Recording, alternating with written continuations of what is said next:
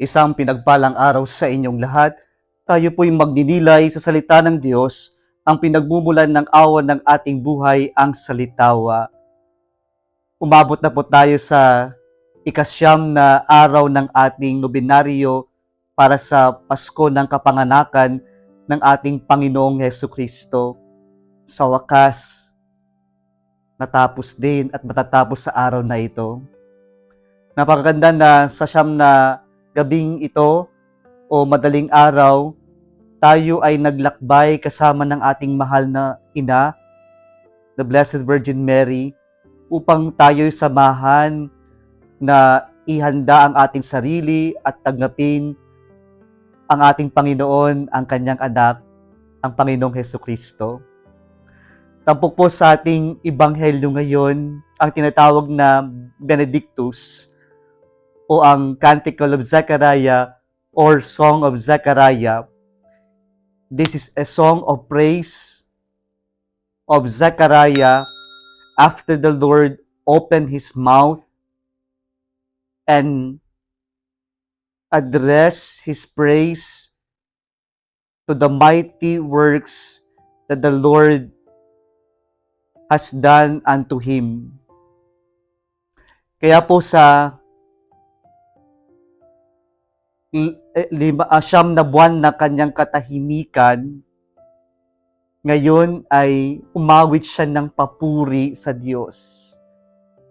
Mula sa kanyang katahimikan, nag-ingay ang katapatan ng Diyos. Mula sa kanyang katahimikan, nag-ingay ang pag-ibig ng Diyos. Mula sa kanyang katahimikan, nag-ingay ang kanyang pananampalataya at pagtitiwala sa Diyos. Na ang Diyos ay tapat at kanyang isa sa katuparan ang kanyang pangako sa ating lahat. Siyam na araw tayong naghanda para sa kapanganakan o araw ng kapanganakan ng Panginoon. Siyam na buwan tayong nanahimik, kapiling ang ina. At sa pagtatapos ng ating nobinaryo, nawa mag-ingay din ang ating puso at ang ating mga bunganga, ang ating mga bibig, na ipagsigawan ang ating papuri sa Diyos, sapagkat totoo nga, ang Diyos natin ay tunay tayong mahal. Ang Diyos natin ay tunay na mapagbigay at mabuti, at ang Diyos natin ay tunay na tapat.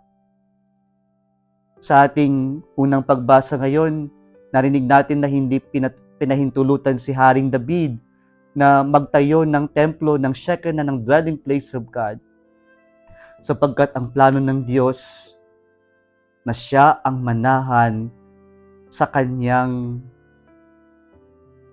lipi, sa kanyang pamilya, at ito ang pangako ng Diyos na ang Misaya ay manggagaling sa kanyang lipi.